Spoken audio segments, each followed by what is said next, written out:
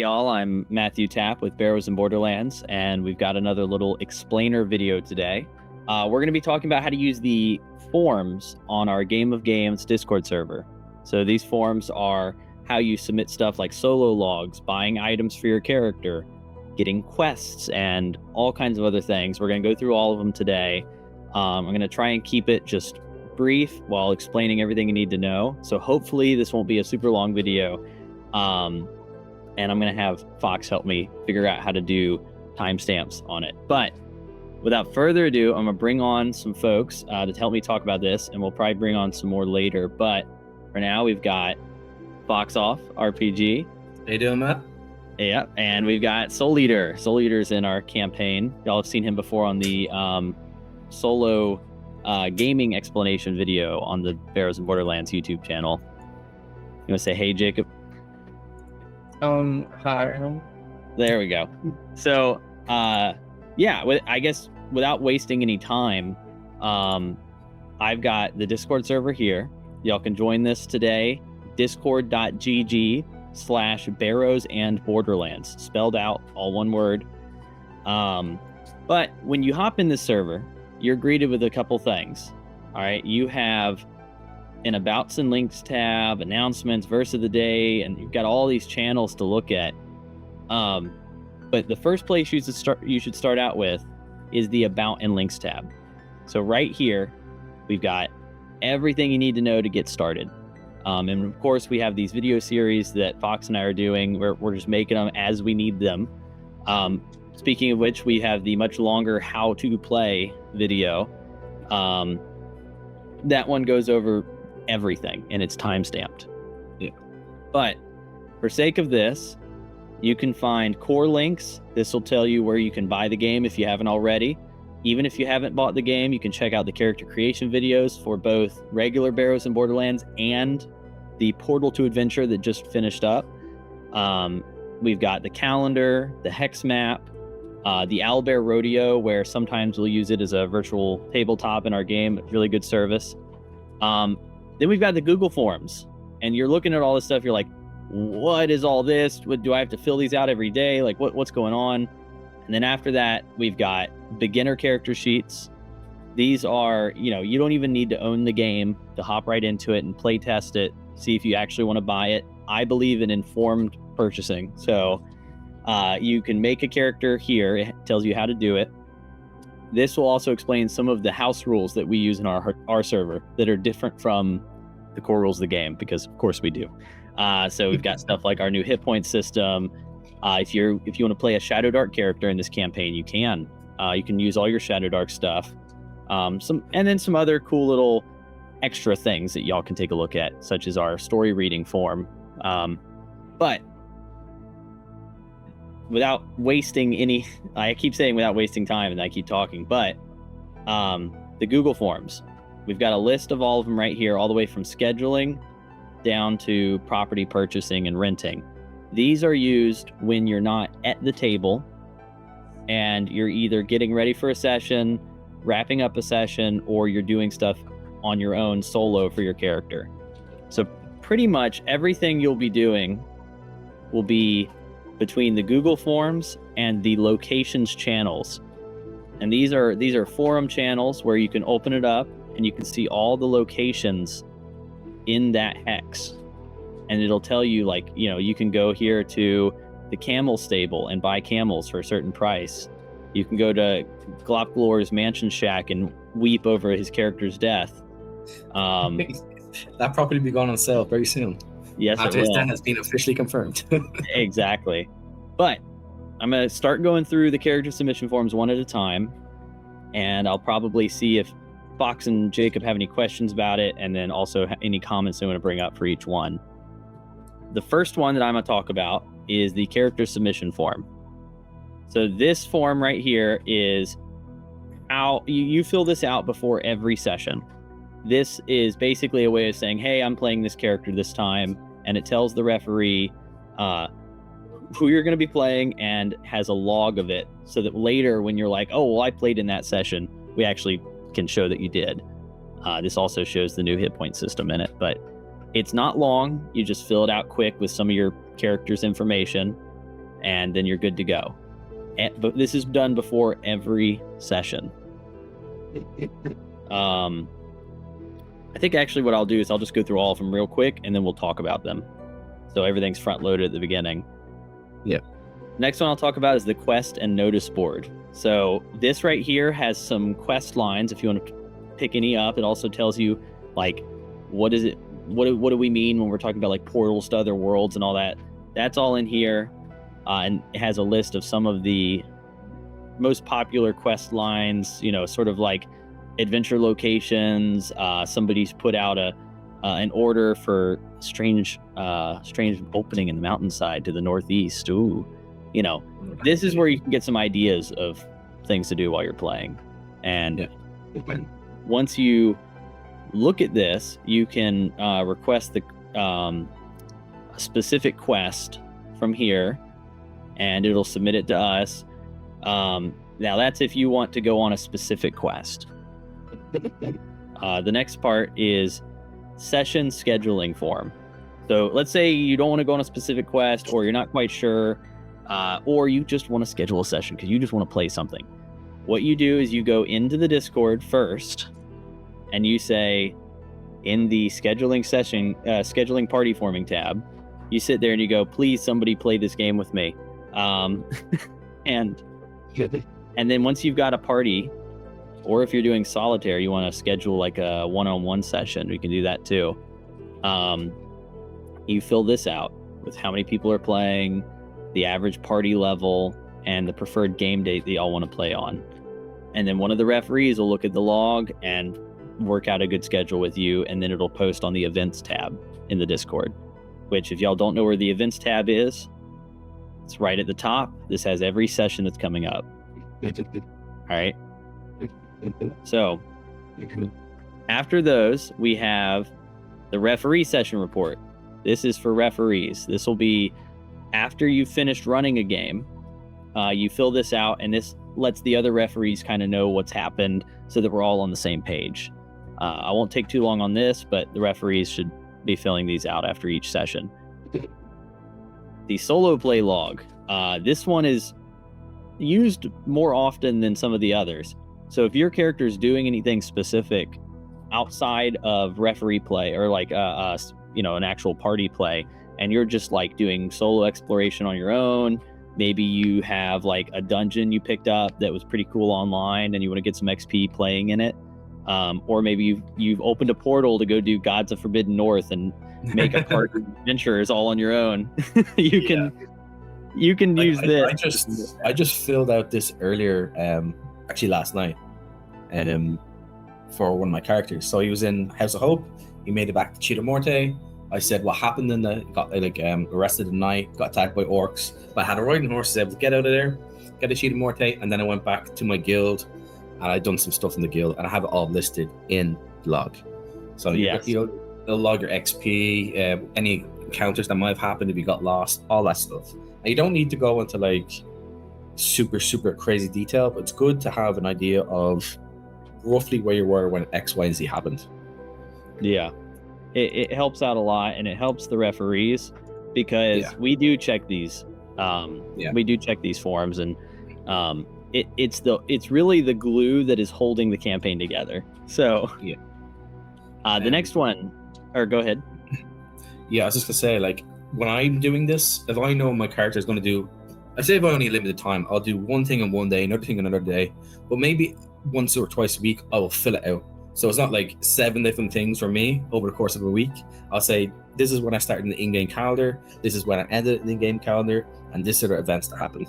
I always do it between the game sessions as well, so I don't want to log up the catalog, but that's just me. Yeah, you don't have to do super crazy, just as long as you get the idea of what you did over to us. The Multiversal Trading Company. So this is an idea from Arduin, and we just had that Portal to Adventure Kickstarter that just successfully wrapped up. But any city or any settlement that's 2-star or greater has a Multiversal Trading Company outpost in it. Some of these outposts are smaller or bigger depending on what city you're in, but the main thing is if you don't want to go looking through the list and you just need to buy some gear, you do it through here. So this has some items that are for sale. These prices are marked up because you're trading convenience for good deals, but you'll just put what you bought. All right. This also includes money lending if you're doing that. But you just put that in there and you're good to go. This one's pretty straightforward, so I don't think I need to waste any more time on that one. Patron and domain order log. So in our campaign, you might get to a point where you're running a company or you're owning like a kingdom, or you're doing some sort of domain level play. We keep ours fairly simple. You guys can use a lot of outside resources. Like I recommend ACKS 2 is really good if you want some advice on how to do domain play. But the basic gist is that once a week, you'll submit an order for anybody working under you. So that includes your henchmen. You know, if you have an army, this would be like telling your army where to go. Or if you have a business, this would be like, hey, I'm setting up a trading post in this city and I moved funds here to here, and this is like my monthly return that I got. You know, it's usually written in character, but you don't really have to.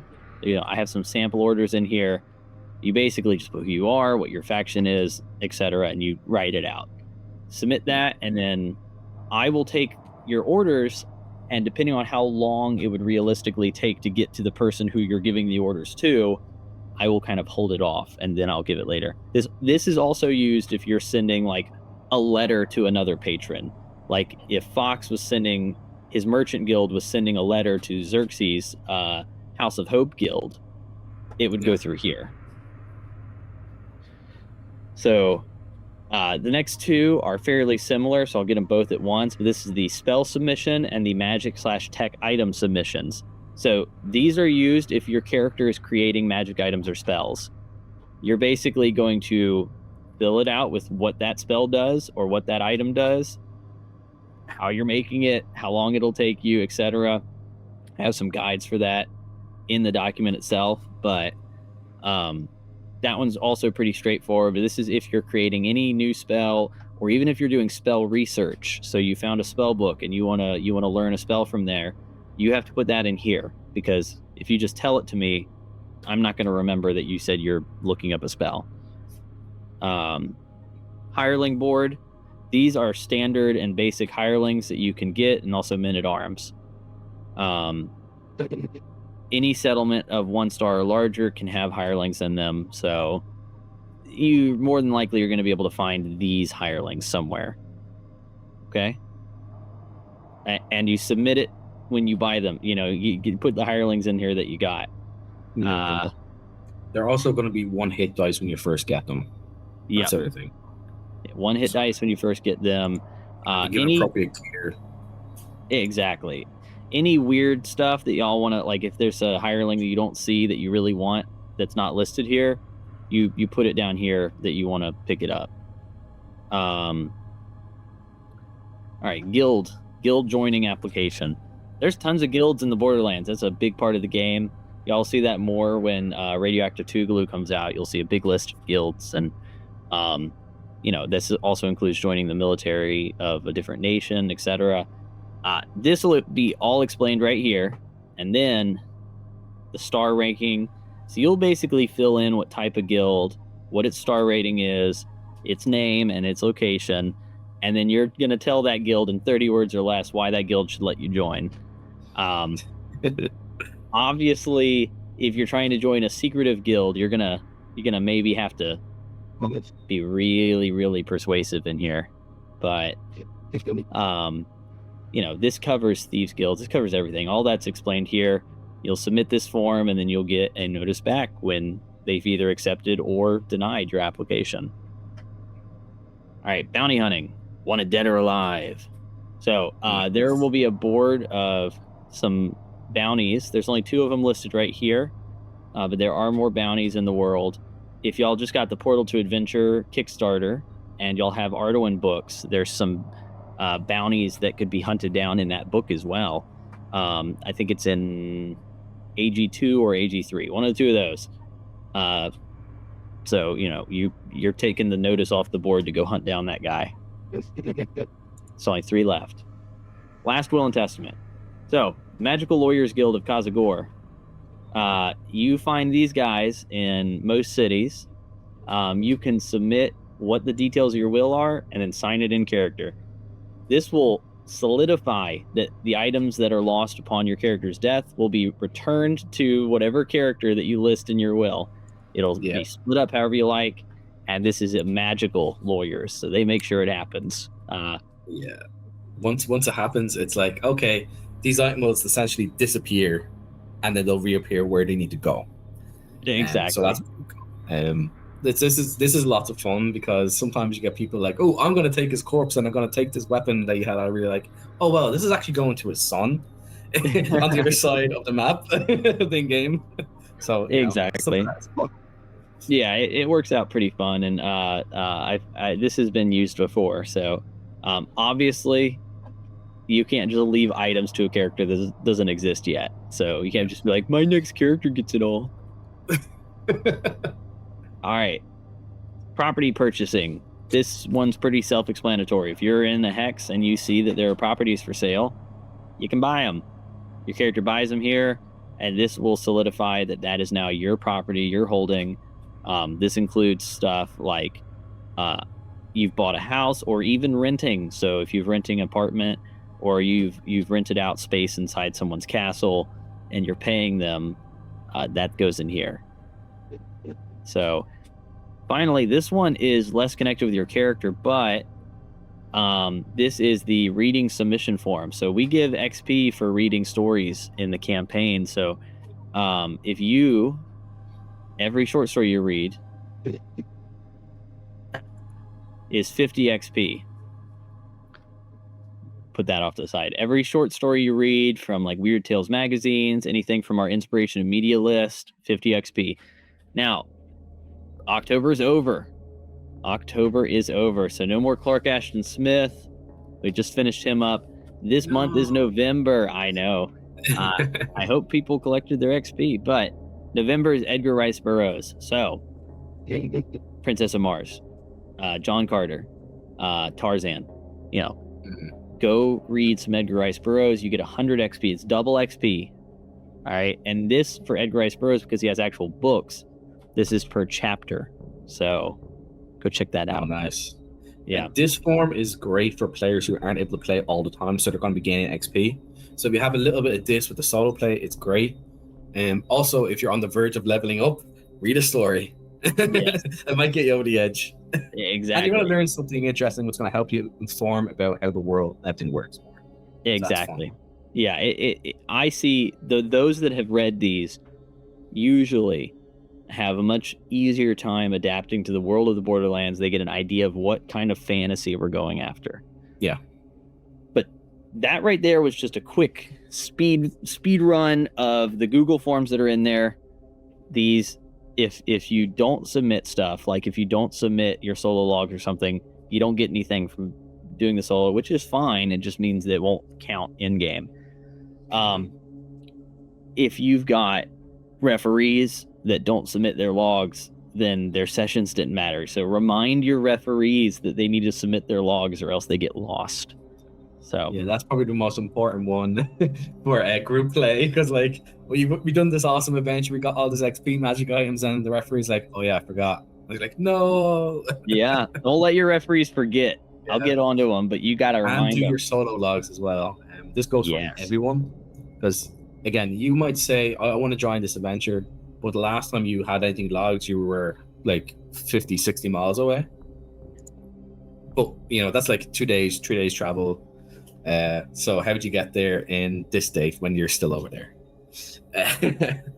Exactly. And yeah, so these are very important. I wanted to talk a little bit with Fox and Jacob here. I also have John waiting in the wing. I don't know if he's ready yet, because the last I checked, he was making some dinner. It looks like he's still not back. That's perfectly fine. But I know that you guys both have domain level characters right now. Yeah. Very different domains. Fox, you've got a mercantile business going on right now in game. How is that going? I'm still getting used to it. So this is still very new to me. I'm actually going to be filling out my more forge stuff once we get off here. I have to do that.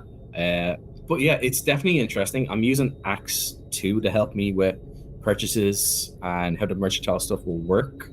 And I find it very useful. It's very simple. You can go into a lot more detail with that if you want, but I'm keeping it simple just for the sake of myself, so I don't have to sit down and do a bit extra maths, just easy the game. Right now, my character has left there the other week, technically, so I'll be starting from the other week, and it's going to be finishing up on today's day, in-game. Okay. Right. And I'll be giving orders what he's doing as well. Okay. I'm gonna swing back to you on that one because I wanted to chat a bit about how you're running your character and how you're doing that mercantile stuff. Now, Soul Eater here, you have a very, very different domain play right now because you've got two things going on with Jacob here probably has more characters than anyone else in the campaign because he's been making them for 12 years now or 11 years. But Jacob, I want to talk about Xerxes. So Xerxes is the 9th Prince of Erden. He's actually in the Barrows and Borderlands book. If you guys look, there's some art that Jacob drew of him. He's a big staple of the campaign. John, who's waiting in the wing, he also has another big staple of Maxilla the Dread and his Castle Dread. But Xerxes has a guild. Do you want to tell us a little bit about the House of Hope Guild and kind of what its function is, what its purpose is?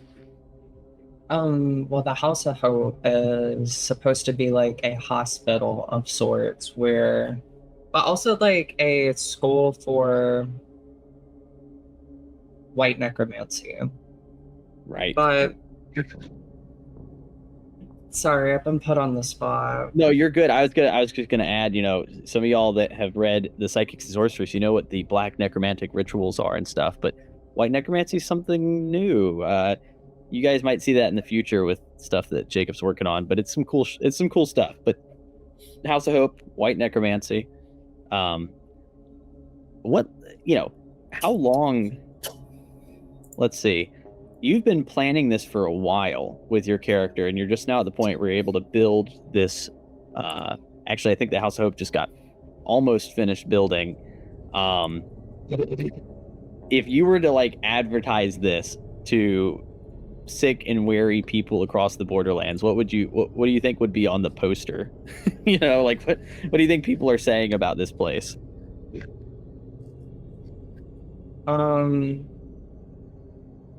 A place where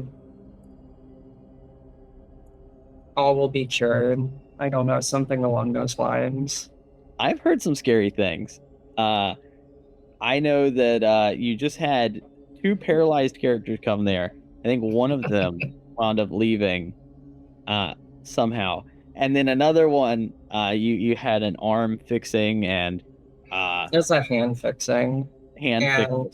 We were only able to restore 3 out of the 5 fingers. Oh, that's right. I just remember who that was. Y'all have also healed some other people throughout the game, like one of the henchmen of Zor. I know you helped him. That henchman is now Zor's Wolf. We got Wolf. Yeah, you've got some stuff going on with Zor, but I won't spoil that. But wrapping back around, as you guys are at this domain play, the game's a little different. You're not really taking Xerxes into dungeons much anymore. Not that he can't and not that he doesn't. It's just nowadays he's mainly building up his location, his guild, and all this other stuff. You also just took on an apprentice, right? Oh yeah, Nebula, yeah. I wonder how that's gonna go. Brian got so excited about it, so we'll see how much more powerful he is able to become serving under. Well, dude, Brian, oh my gosh, he's great. I'm not even going to tell y'all what he did last night, but the character he brought in, I was not expecting. Let's just say it was like a playtest character, and yeah, Yeah, he definitely held the party. But yeah, Xerxes right now, I think Xerxes is a contender for the most powerful mage in the Borderlands. I think really him and Maxilla are the strongest in the region of the Borderlands. They're definitely, y'all have got some competition outside that. And there are other sorcerer princes, but wrapping back to Fox, when you were building out your merchant, what's the process that you go through to do this sort of like mercantile play in the Borderlands? Well, obviously, first I went to you, and then we talked about having like this character in the world. So like, okay, cool. So I rolled up a character. I told you about it. You're like, yeah, awesome. You go do that. I then used the multi-dimension trading company. I got a loan.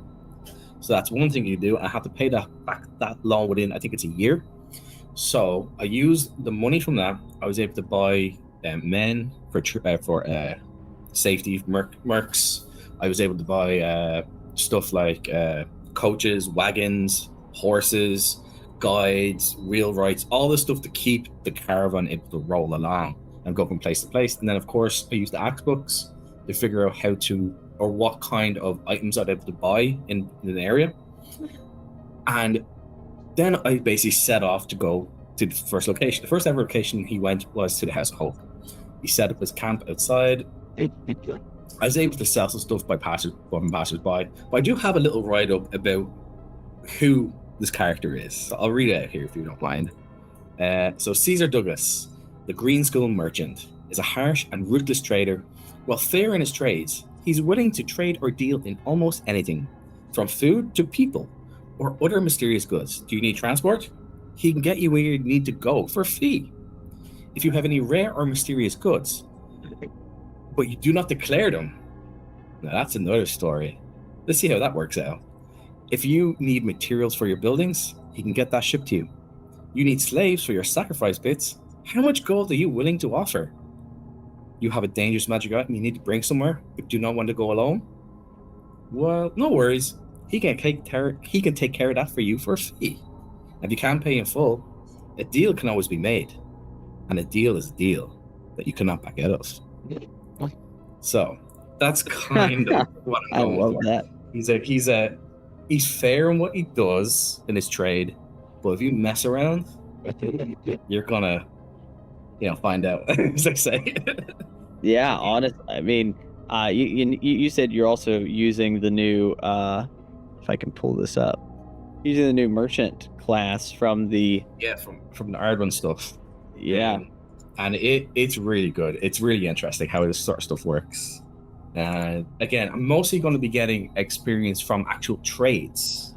Now, he could go off into dungeons and stuff like that, but he's a merchant. That's not really what he's trying to do in the world. At least I'm not trying to do that. In theory, he could go into the dungeon with like 100 men, he hired out, and then clear it out and take all the gold materials and sell it off. It's kind of up to you what you want to do, really. But I think it's absolutely brilliant. And again, I mixed the stuff from Barrows and Borderlands with Arduin, like the merchant class he's from Arduin. I think he's a Green Skull, so that's from the Barrows and Borderlands stuff. And it's brilliant. I am having fun with it. I did say earlier that I will be filling out the forms later tonight, actually. I was going to do some stuff last week, but I couldn't because all the house stuff I was dealing with. Yeah. So what I'm doing is I'm having stuff backtracked from in-game day of when I was supposed to do it up until finishing tonight. So it's going to say everything that was going on. And it's mostly going to be travel. And then it's going to be, I'm getting stuff commissioned. I'm getting new wagons. I need new wagons and more stuff commissioned. I'm putting out some word about the services he's going to offer. So He's going back to Morte tonight. Or he will be already there for about a week at that stage. So yeah, there's some new stuff happening, Cheetah Morte. News on the Borderlands, Cheetah Morte. Starfall has happened. There is a new radioactive dead zone that takes up about a mile, or no, like a quarter mile radius. It's a big chunk of the hex. Let me just say that. It's not small. Thanks, Brian. It's always Brian. Yeah. Oh, I can't hear you, John. I think you got to change your mic settings.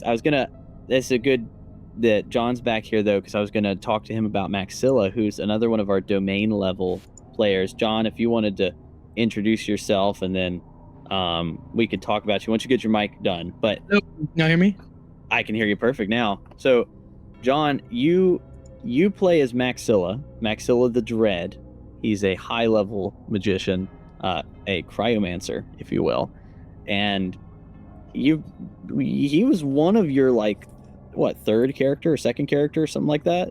It was the second character that I made after Christoph got killed on his first session. Well, I didn't know if you wanted to.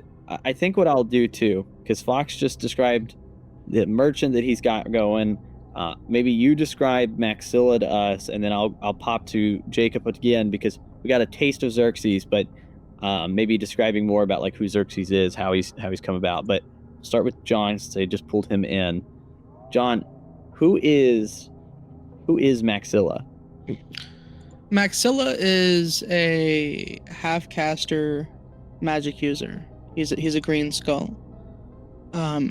I flavored him because green skulls for Barrows and Borderlands lore is they were around during the Starfall. Some of them are feral, some of them are sentient, and some of them are actual characters, much like Fox talked about. So he is one of the characters. Initially he was kind of like a thief-ish. He didn't really interact with too many players.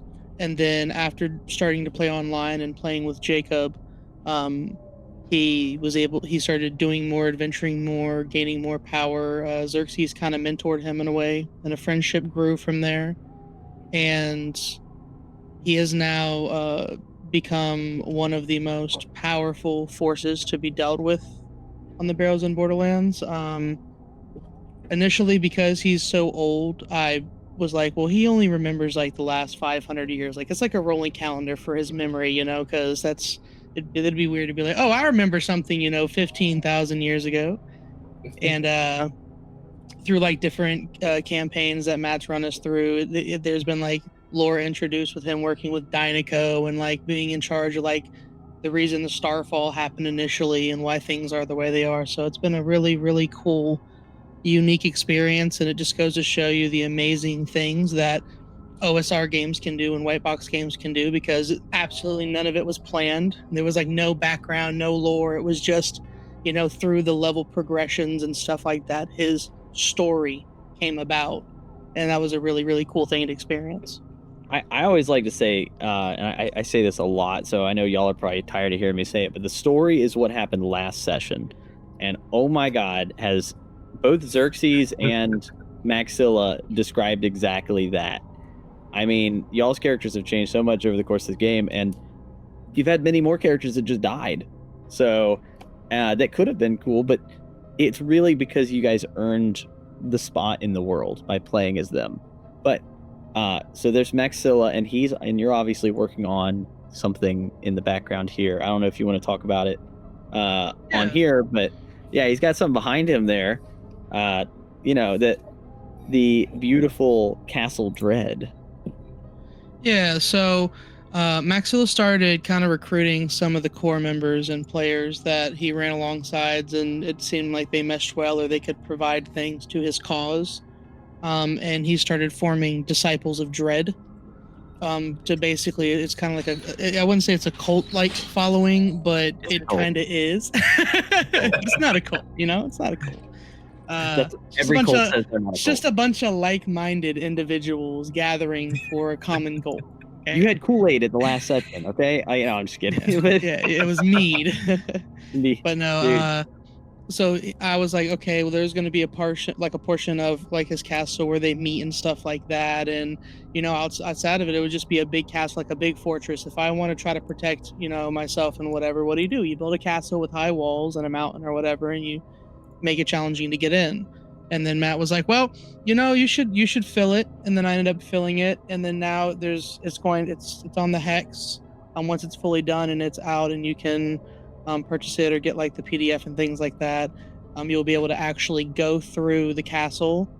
And Right now there's 53, but it could obviously change to 63 depending on how funky I get with these last 2 areas we're editing.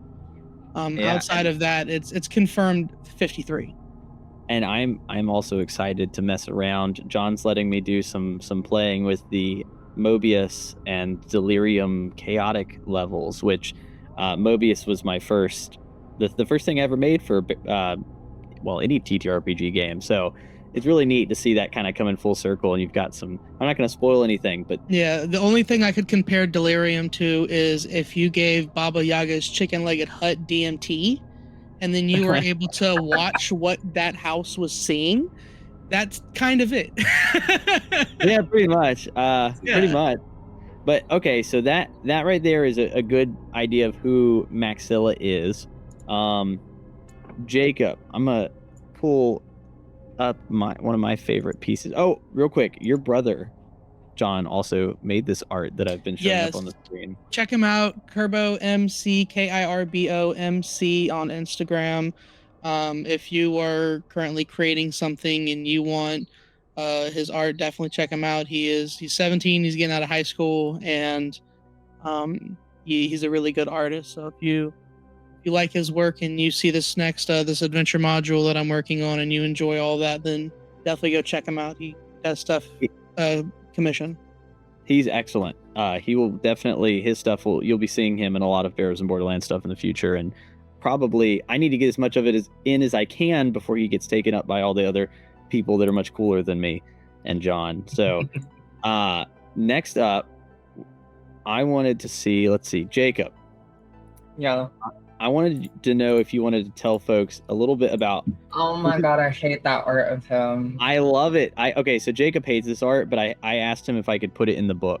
So this is in the Psychics and Sorcerers book, or it might actually be in the Volume 4 book. But this is Xerxes. This is my favorite art of Xerxes that you drew. Jacob just hates his own artwork, so it's whatever. Jacob, who is Xerxes? I know we said his title earlier, but who is Xerxes? Well, Xerxes is Xerxes Amaranth, the 9th Prince of Erden, also fugitive to Erden for practicing necromancy. But the reason he started practicing necromancy to begin with was because he was born with a time limit.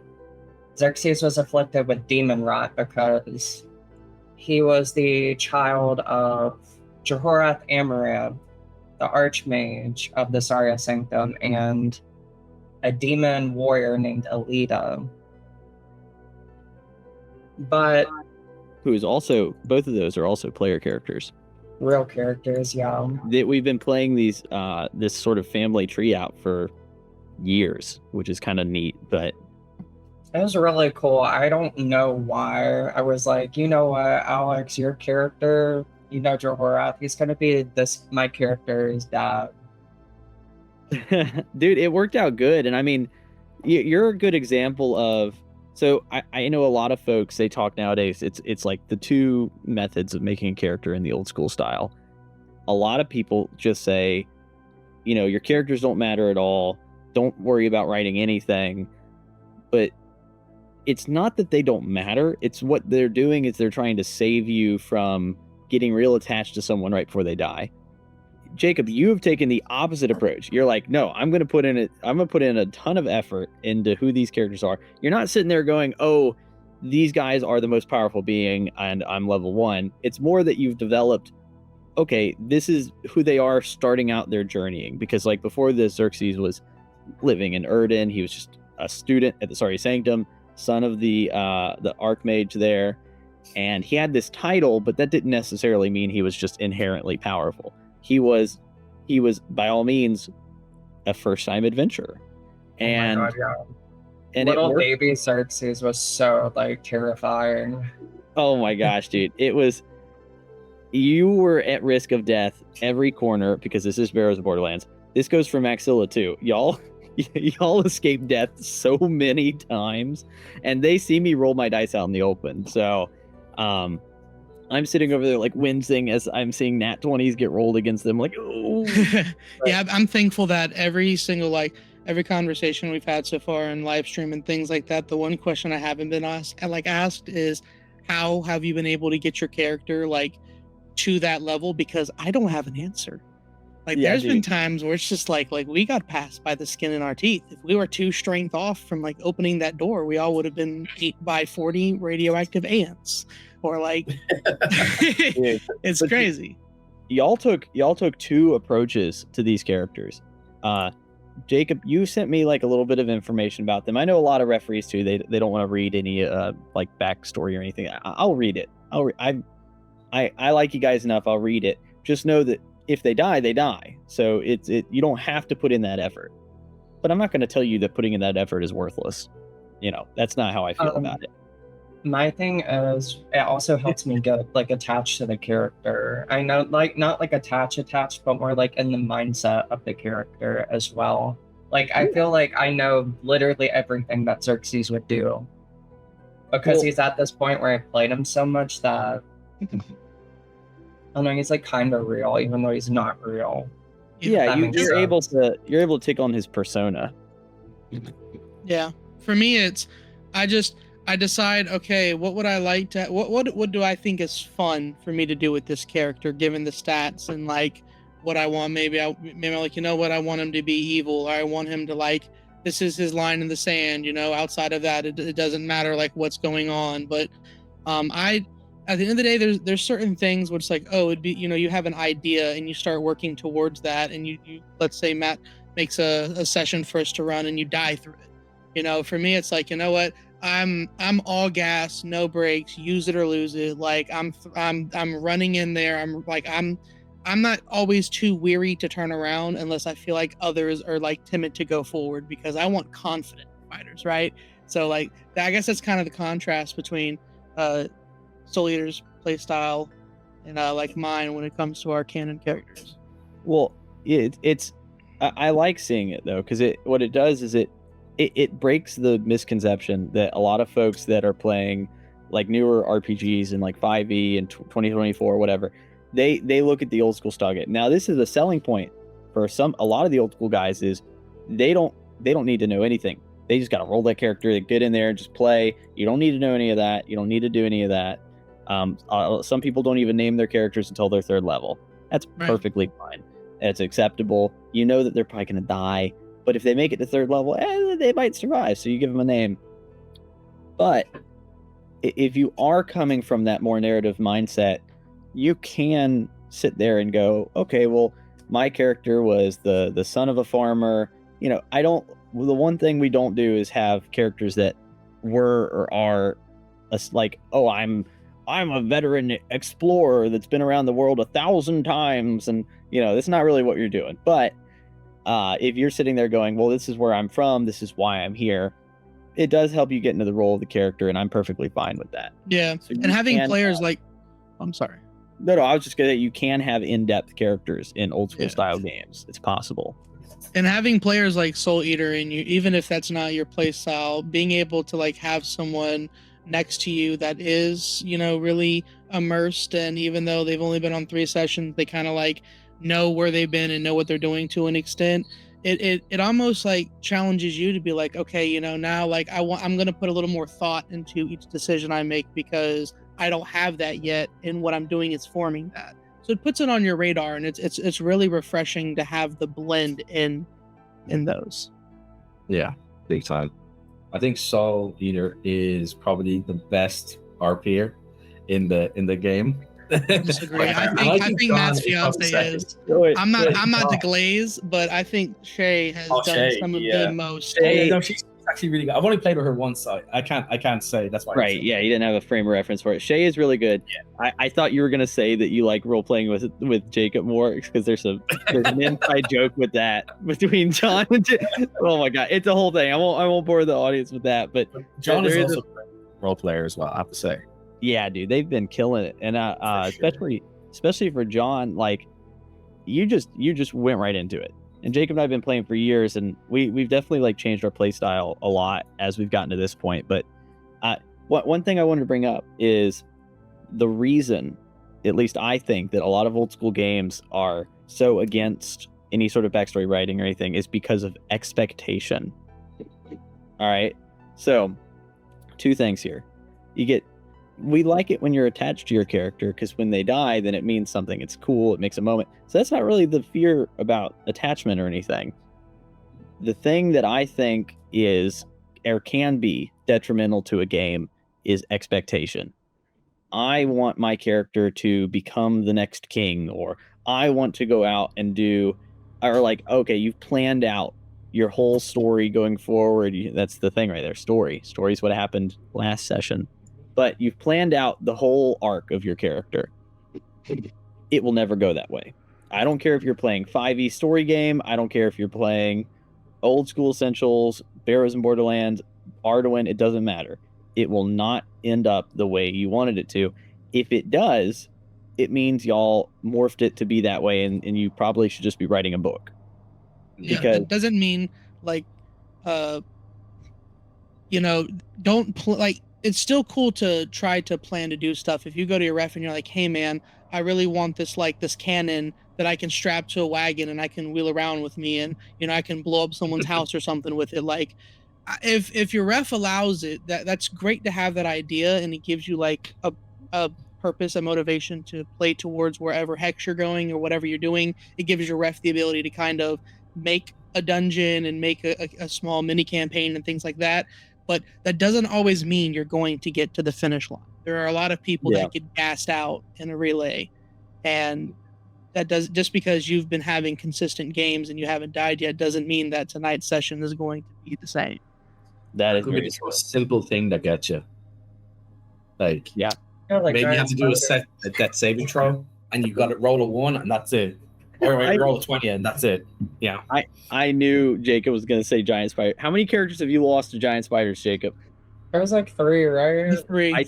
Yeah, 3. Dude, and they were in a row. Yeah, literally, it was back to back to back. And then I brought in a Chimera Monk character right after my 3rd character's death, and I ate that spider. And now I'm waiting for the chance for Alex to see how it feels biting things. He's gonna kill my ugly with a single bite. Okay, so the expectation can be detrimental because let's say you have an idea in your head of how a story should go. You've formed it out. Here's a good example.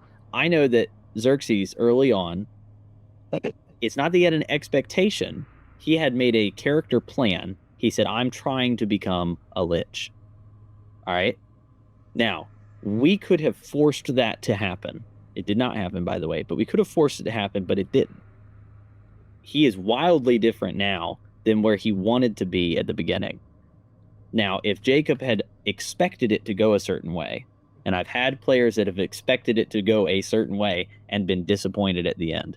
Oh, that sucked, or it didn't go the way I wanted it to, or I guess it was all right. But Jacob went into it and said, I'm just going to, in the moment, knowing who my character is, make a decision in the moment between these things. I know what my goals are, but this is what life's offered to me. And because of that, it's just gone how it's gone. You're now, you've overcome your demon rot, with some back end issues, but you've overcome your issues with, well, not all the way overcome your issues with Erden. They still hate you. But you've got some things that your character's gone down, and it's been really cool. And now when we look back at it, we can talk about it. But if you had expected to go a certain way, you might be sitting here going, well, I don't really want to play that character anymore because it didn't go the way I wanted it to. That happens when you expect too much. So, yeah. All right. Speaking of expectations, I expect to see Fox's Witch Hunter run into... Well, Fox, you've got another guild. You've got another character that's building a guild. This one's a little bit more fervent. It's now John has also made a Witch Hunter character, I believe, or he's about to make one. Are you? I can make one. I can make a few of us already have some Witch Hunters, and we're like, okay, we want to go on this like quest or something. I was like, John, come on. I have a I Rikishi wasn't class with him invited. right now. I wasn't invited. It's like, no, John, you are. I wasn't invited for the record. So yeah, I went to Mac because I created this Witch Hunter class when we were playtesting some of the classes. Went with the Witch Hunter, obviously. That's why it's called the Witch Hunter class. Like, okay, this is a cool idea. I was like, hey, Mac, can maybe set up like a church, and that could be like the guild headquarters. Like underneath the church is like a secret like guild underneath the church. I'm like, oh yeah, that'd be cool. So I came up with I've done a little write up. Well, it's actually kind of long, but anyway. So you have witch hunters there. You can have some paladins and clerics. They have all different level requirements to join. But witch hunters join at level 1 because that's where they come from. That's it. That's where they get trained to be witch hunters. But yeah, to me, the witch hunter class is my favorite class so far. One of the cool things about the witch hunter is they can only take lawful gear. So if you have a sword that is like chaotic evil or even neutral, you have to. Your character is like needs to, no matter what, has to destroy it, and that's one way they can get experience points. Now this also feeds into the whole guild. So if you have a bunch of witch hunters and they're in like, I don't know, a place that's surrounded by demons and hellish creatures like Chitamorte, you know, you can have some interesting adventures in that sort of a play space. So there will be a few of us going out as soon as we can, maybe next week or two, we hope, to go on some sort of adventure. We haven't decided what, because there is literally about 4 or 5 things which could happen, because there's a lot of choice in the area. Like in the last game I played, my character, Sir Alistair, I call him, he got a magic item. It's a neutral magic item, which means he has to destroy it. There's one of the eyes, and it's an eye that gives you increased AC. They give you an extra point of AC. So, yeah. I think it's really interesting. And again, like, from me just creating this character, I was able to create a guild, which Matt was cool with. He's like, yeah, that's awesome, put it in. And then John has his own guild as well, don't you? Yeah, the Disciples of Dread. They have pledged their loyalty to Maxilla.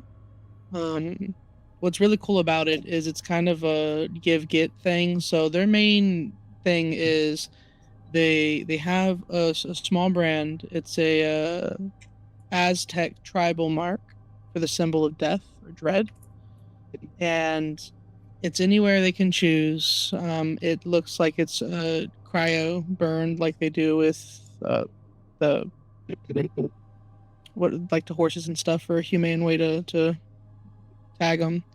And if Maxilla is to be killed somewhere, they can get pinged the hex, and like when they get to the hex, they can kind of like have not like premonitions, but it helps them be able to find me.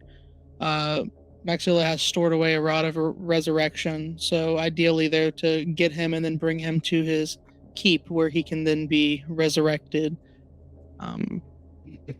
It's really cool. They end up getting some like XP and things like that. If they have any issues, he can come in. He has a dragon he can summon, or Casual dragon drop. or casual meteor drop. You know, it kind of just depends on the situation. Give us that trauma, man. Trauma. No, exactly. Yeah. The guilds have been really fun to play with in campaign. I'm just really loving the fact that we're at the point now where we've got like 180 players on the server. Some of them are still getting their feet warm with playing the game. Their feet wet, I guess is the saying. But the we had like when Xerxes got that apprentice, I was just sitting there like, this is the campaign that I was excited for. And when John started getting Disciples of Dread, it's like, dude, these domain level player characters are getting other player characters as apprentices and guild members for them. And it's just like, yes. And then especially when Fox started doing, it was the mercantile was what got me first, was yes, because I want the player ran economy. I want to be as lazy as possible. The game runs itself. And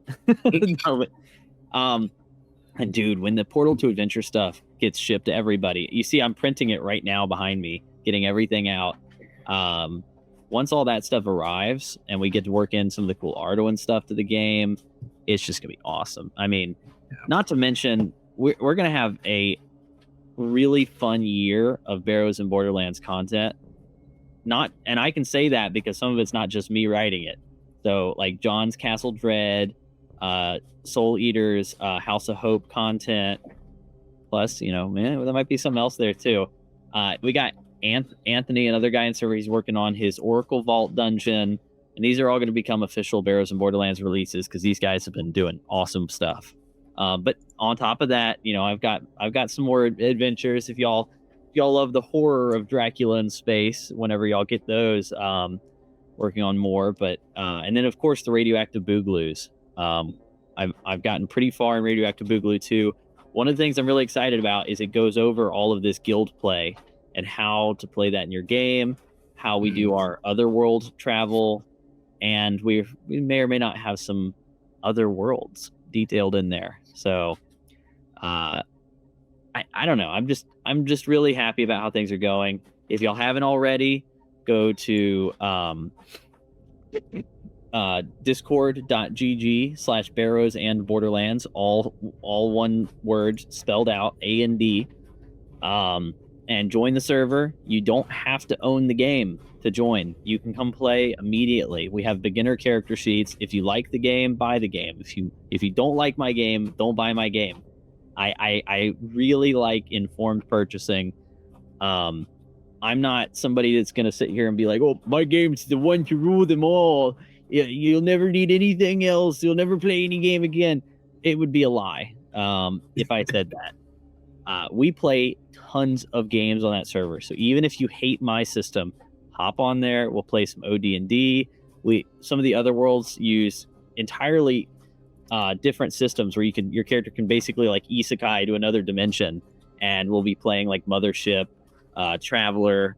We did like a Cloud Empress session the other week. And we've got some other guys running games. If you want to make your setting canonical with my setting as a portal like location, you're a referee, been making your world, you want people playing it, come join the server and have them portal their characters over. You can set it up one of three ways. Either it's direct, so you're playing the same rule system, but you're in your setting. It's indirect. They're playing a slightly different rule system, but you can manage having somebody from the Borderlands come in as a samurai elf, and you're fine with them coming to your world. Or you can do the isekai approach and have it just be their mind and soul, or just their soul, so they forget all their past. They go to your world, make new characters, play your game, and then travel back to the Borderlands at the end of the session or the end of the adventure, whatever it is, and they can get XP in the overall campaign. The easiest way we do it is when you go to a new world, same level. So 5th level characters going, and they're going to play in your OD&D game. Well, they're just going to be 5th level in that game. Yes, that does mean that sometimes the characters will be different power levels when they go to different worlds. You'll either be stronger, weaker, or the same. But you know what? That happened to John Carter too. So we get to have the Barsoomian experience of, on this world I'm a normal dude, but on this one I can leap 20 feet in the air and punch through stone walls, Yep. So come play the game of games. Do y'all have anything y'all want to add before we finish it up? John? Yeah, just thank you everyone, not only for your support for Barrows and Borderlands, but for the Kickstarter for Arduin. Thank you to everyone in the channel that has been pushing me through this mega dungeon, and thank you, God. Yeah, we are Barrows and Borderlands is a Christian company. We're not going to kick you out for being a different religion, but we are a Christian company. We have verse of the day on there, and meet with us on Sunday for Bible study. So, Jacob, you said you didn't have anything to add or throw out there? I'm okay. I'll throw some out there for you. After Castle Dread's out, keep an eye out for some spooky House of Hope sessions. That's going to be another cool module coming out from B&B. Some horror stuff, new monsters, new races to add, some cool content, and I then think we're getting the most important part about it. Oh yeah, the new class, the Biomancer. That is true. Yes, the Biomancer class is going to be awesome. If you didn't think Barrows and Borderlands had enough classes already, we just keep making them. Yeah, and then of course the right keeps you. But anyway, Fox, you want to throw anything out there? I know you got an awesome YouTube channel. Oh, before you can shut that out, Hunter couldn't be on today, but I want to shout him and Shadow. I know I've got that big thank you video, but if you join our server, we also have a lot of awesome content creators, of which Fox is one of them. We have announcements that have some of their channels come out. I'm only allowed to put 5 channels on at a time, but I can rotate them. So if y'all have YouTube channels and y'all want to cover B&B stuff or the Game of Games campaign, let me know. I'll highlight your channel because we like to share that stuff. But anyway, go ahead, Fox. Yeah, there's one thing I want to say about the guilds. Like, if you have a cool idea for creating a guild, you could ask Matt or one of the other referees and who are allowed to like change stuff in the world, like John, for example. Like, you maybe put that in and maybe get people who want to join and recruit. But as far as everything else, I want to thank everyone for joining Kickstarter, which was awesome. I told you it was going to go over. It went even further than I thought, which is even better. But I thank you. I didn't believe you. I didn't believe you. I want to thank you 3 guys for I've only been on the server for a couple of months, but you guys have been insanely nice and generous and kind to me, and I've had a great time with playing and getting to know you guys and a ton of other people on the server. It's been a lot of fun. I've had the most fun I've ever had playing any game in years, and I'm addicted to it. That's why you see me on the server a lot, and weekly, bi-weekly games. That's it. Thank you all. Thank you, Fox. You've become a member of the B&B family. So, you and like, I've never seen people more enthusiastic to just hop into shit between you. I gotta say, Hunter has been extremely excited. You guys did so much for sharing the Kickstarter when it was coming out. Y'all have done so much for us. So it really, we should be thanking you, not the other way around. We've been running games at our table, but I think like the past 3 or 4 Fox Off RPG YouTube videos have been B&B related. So hey, it's awesome. So I have to cover awesome stuff. Oh, thank you, man. It's my favorite game. Hey, I cover a lot of Shadowdark, but this is my favorite game. It's my game. I play. Oh, that's awesome. That makes me feel good. You're gonna give me a big head. I need to go mess up the bed and or like leave the toilet seat up so that my fiance can make that head bigger or smaller. Like a deflation. All right, guys. Thank you for joining the show, and thank you all for listening in. This has been Matthew Tapp with Barrows and Borderlands. Game on and perish.